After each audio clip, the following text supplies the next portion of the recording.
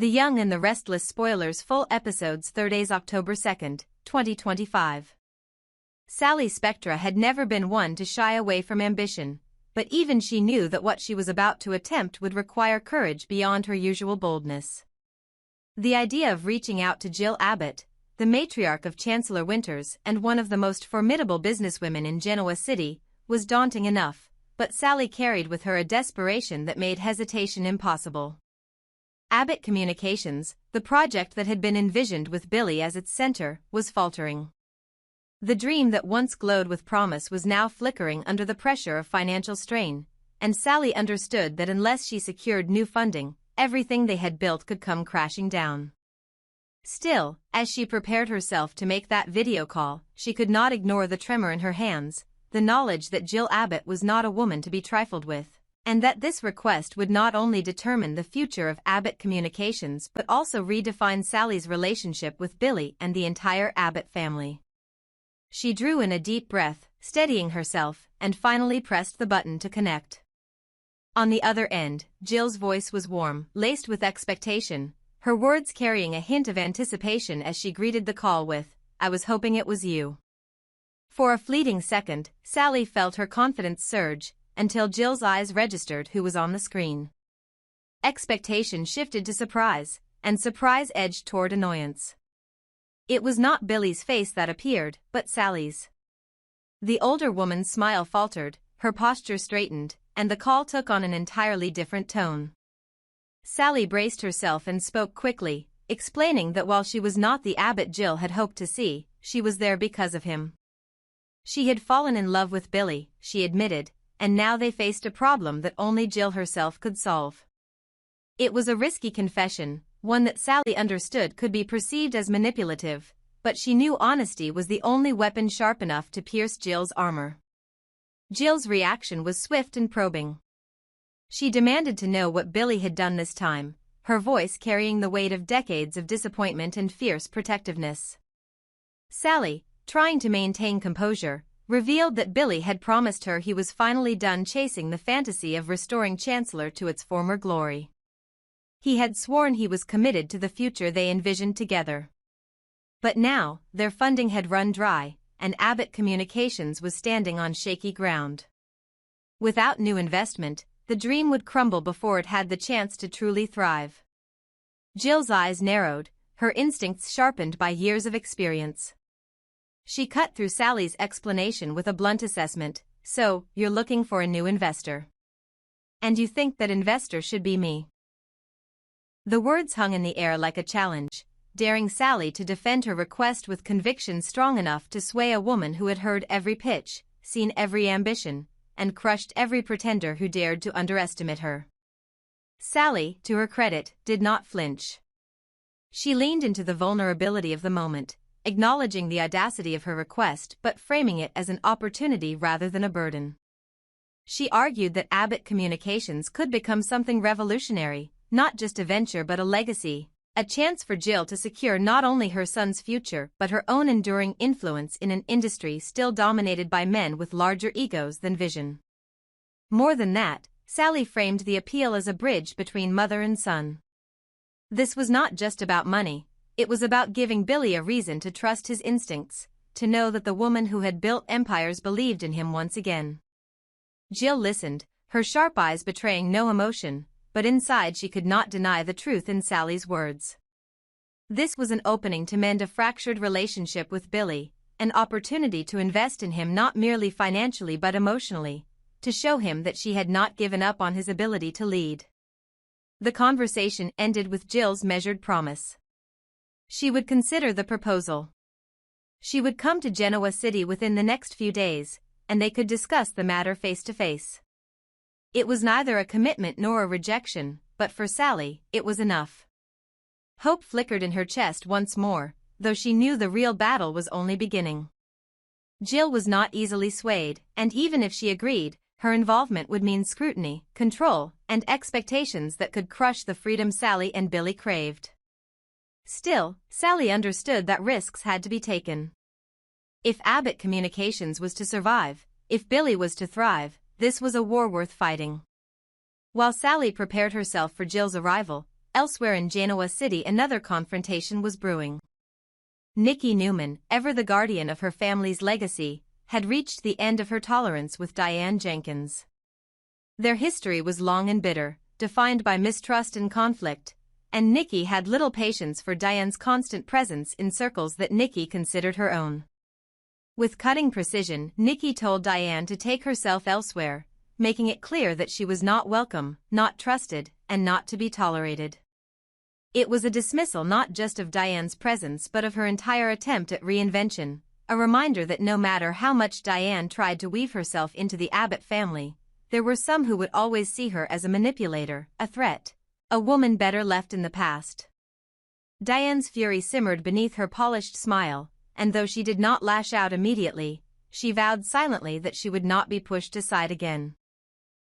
Nikki had underestimated her before, but Diane had learned how to bide her time, how to turn rejection into strategy, and she was not about to let Nikki dictate the terms of her existence. Meanwhile, in the quieter corners of Genoa City, Tessa Porter found herself burdened with secrets she could no longer carry alone. She turned to Sharon Newman, her confidant, her mentor in many ways, and revealed her latest plan. It was not a scheme born of malice but of determination, a quest for clarity and resolution. Tessa wanted Sharon to understand, to see that the steps she was about to take were not reckless but necessary. Sharon listened, her expression a blend of concern and admiration, aware that Tessa's resolve came from a place of both pain and courage. For Sharon, the weight of her own experiences allowed her to offer guidance without judgment, to see the fire in Tessa's heart and recognize it as the same fire that had once driven her own battles for truth and survival. Together, these threads formed the fabric of Genoa City's latest storm. Sally maneuvering with bold ambition, Jill poised to re-enter the battlefield, Nikki drawing lines in the sand against Diane, and Tessa confiding in Sharon with plans that could shift everything. Each story interlocked with the others, each decision setting off ripples that would collide in ways none of them could fully predict. This was the essence of the young and the restless, love, ambition, betrayal, and resilience woven into a tapestry that refused to remain still. And as the days ahead unfolded, it became increasingly clear that every character was standing at the edge of choices that would redefine not only their futures but the very balance of power in Genoa City itself. At Crimson Lights, the air carried the usual scent of fresh coffee and quiet conversation, but for Tessa Porter, the familiar comfort of the cafe was nothing more than a backdrop to the storm brewing within her. She sat across from Sharon Newman, her hands wrapped tightly around her mug, not for warmth but for the illusion of control. Her voice, though steady, carried the urgency of someone who had already made a dangerous decision. She told Sharon that she needed to move quickly, that in the time Mariah was undergoing her treatments, she could not simply sit idly by, paralyzed by uncertainty. She was determined to investigate, to seek out the truth that had been gnawing at her, even if it meant venturing into places filled with shadows she might not want to illuminate.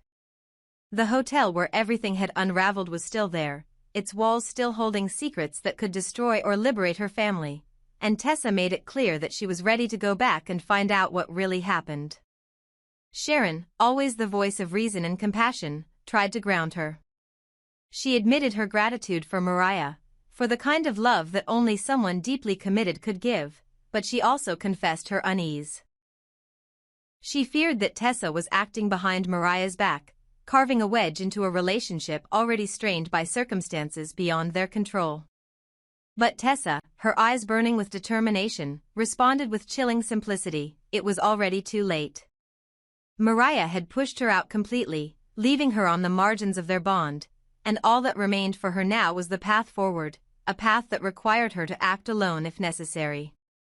Sharon's heart ached as she heard this, urging Tessa to reconsider, insisting that she did not have to face such peril without someone by her side. But Tessa's resolve was immovable, even as she softened enough to admit she would not be completely alone. Daniel Romolotti had agreed to join her on this dangerous quest. Sharon's face betrayed the worry she tried to contain.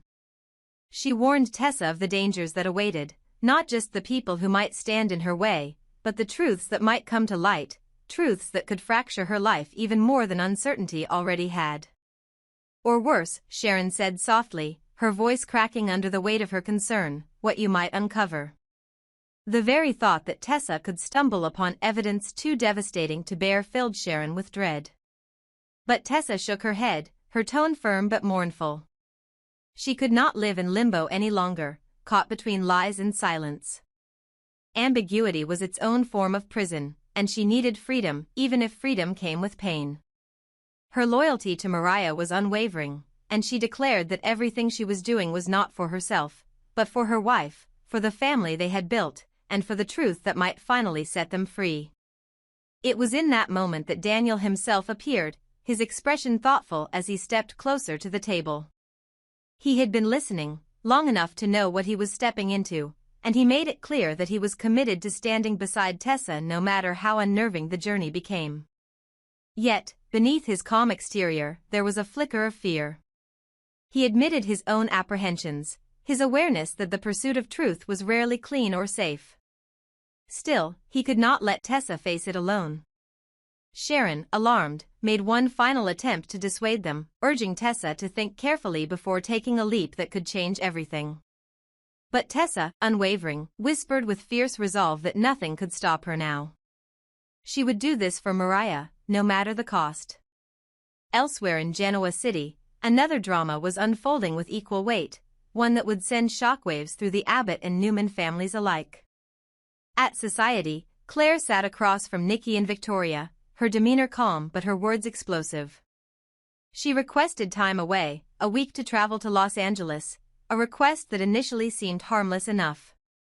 Nikki, ever the watchful mentor, raised an eyebrow but did not protest, while Victoria was quick to interpret the trip as a perfect opportunity for reconciliation. She suggested that the trip could serve as a way for Clare and Kyle to rekindle their romance, to mend what had been frayed. Nikki, nodding, agreed, offering her blessing for what she assumed was a reunion in the making. But Clare's next words shattered their assumptions completely. She revealed, without hesitation, that Kyle would not be accompanying her because their relationship was already over. Her tone was unflinching, her honesty slicing through the moment like a blade. She admitted that she had rushed headlong into something serious, driven by emotion rather than careful thought, and now she had to face the reality that she was not ready, not capable of carrying the emotional weight that came with such a bond. Nikki and Victoria exchanged glances of shock, their carefully constructed visions of the future collapsing in an instant. Nikki leaned forward, disbelief in her eyes, while Victoria pressed her for more. Clare, her expression filled with regret but also relief, explained that she had ended things because she could not pretend any longer. She was not emotionally ready to be tied down in the way Kyle deserved, and forcing the relationship to continue would only hurt them both. Victoria, her voice tinged with both curiosity and concern, asked how Kyle had responded to such a declaration, whether he had fought to hold on or resigned himself to the loss. Clare's response was blunt and final: Kyle no longer had a say in her choices, because their relationship was over. He had no power to decide whether she traveled to Los Angeles or stayed in Genoa City. It was her life, her decision, and she intended to reclaim control over it fully. The revelation left Nikki and Victoria stunned, caught between sympathy for Clare's honesty and dread for what this meant for Kyle. For Nikki, it was yet another reminder that love and stability were often illusions in their world, fleeting comforts that could vanish with a single decision. For Victoria, it was a painful twist, knowing how much Kyle had invested in this relationship, and how devastating the collapse would be for him. But for Clare, this was liberation, a step toward understanding herself and the boundaries of her heart. She walked away from the table with her head held high, unaware that the consequences of her decision would ripple through the lives of everyone connected to her. Diane Jenkins had always possessed a knack for being in the wrong place at precisely the right time, and on this day, fate did not disappoint. She walked into society just as Clare's words hung in the air, raw and unguarded, confirming that her relationship with Kyle was over. For a moment Diane froze, her instincts catching the scent of an opportunity, before stepping forward with feigned casualness. "I'm sorry, did you just say you and Kyle broke up?" she asked, her tone heavy with a mixture of surprise and maternal concern. She insisted that she had always supported Clare, that she believed in her and wanted her to succeed, but the words soon gave way to pointed guilt. She reminded Clare, almost reproachfully, that walking away from Kyle would break his heart. Clare stiffened, uncomfortable under the weight of Diane's unsolicited commentary, but before she could respond, Nikki swooped in like a shield. Nikki's voice, sharp and commanding, cut through the tension as she told Diane to mind her own business. This was not her place, not her decision, and certainly not her battle to fight. The dismissal stung Diane, but she held her smile as she backed away, masking her resentment beneath a veneer of civility. She would retreat for now, but her interference had left a mark, and Clare knew that Diane's loyalty was never as simple as it appeared. Once Diane had gone, Clare turned back to Nikki and Victoria with something close to defiance. She admitted that her decision to travel to Los Angeles was not simply about distance or escape, it was because Holden was there, and he had offered to show her around. The confession sent a ripple of surprise across the table. Nikki and Victoria exchanged knowing looks, their faces softening into smiles as they teased Clare lightly about Holden, their laughter tinged with curiosity and a hint of suspicion. Clare, however, was quick to dismiss their assumptions, insisting firmly that they were nothing more than friends. She insisted she needed space, time to breathe, and Holden's offer was simply an opportunity to clear her head. But the glimmer in her eyes betrayed an uncertainty she wasn't ready to voice. When Clare finally left, her footsteps purposeful, Nikki and Victoria remained at the table, their smiles fading into seriousness. They admitted quietly to one another that they knew almost nothing about Holden, a stranger whose sudden presence in Clare's life could carry risks they hadn't foreseen. Both women felt the stirring of protective instincts, their worry growing in the silence that followed. Across town, Kyle Abbott sat in the Abbott living room with Jack, the weight of heartbreak heavy in his voice. He confessed with hollow eyes that Clare had ended things with him, that he had destroyed whatever fragile bond they had built and could not fix it. The pain in his words was sharp, each syllable laced with regret. He explained that Clare had told him she wasn't ready for something serious, that she needed space, and that her mind was made up. The sense of finality crushed him. "Do you believe her?" he asked his father, desperate for some sliver of hope that Clare's decision was not permanent. Jack, wise and measured, admitted that on some level he did. He reasoned that Clare was young, still searching for who she was, and perhaps she truly needed time to sort through her heart. His words were both comforting and devastating, offering clarity but no resolution. As if on cue, Diane entered the room, her eyes glittering with the knowledge she had gathered. She announced that she had overheard Clare saying she was heading to Los Angeles. Her words carried an edge, her tone suggesting both concern and warning, as if Kyle needed to understand just how quickly he was losing the woman he loved. The revelation cut Kyle deeply, confirming his worst fears. Later, when fate placed him and Clare together in the park, the confrontation became inevitable. Kyle spotted her walking alone, her posture calm but distant, and he seized the chance to face her. His voice carried both hurt and urgency as he remarked that he had heard she was leaving for Los Angeles, his eyes narrowing with desperation as he asked why now. His words tumbled out faster, more frantic, as he pressed further. Was she running from him? Was she truly trying to put as much distance between them as possible? The pain in his voice betrayed his fear of being abandoned yet again, of being left behind by someone he had opened his heart to. Clare, however, stood her ground. Her reply was firm, almost icy, as she told him that this was not about him, that her decision to end their relationship and travel was hers alone. She insisted she was making choices for herself, for her own needs, and that Kyle had no claim on them anymore. It was a declaration of independence, a boundary drawn sharply in the sand, and though it shattered Kyle, it also freed her from the weight of his expectations. As she walked away, the silence that followed left Kyle rooted in place, torn between anger, grief, and the aching realization that love, once again, had slipped through his grasp.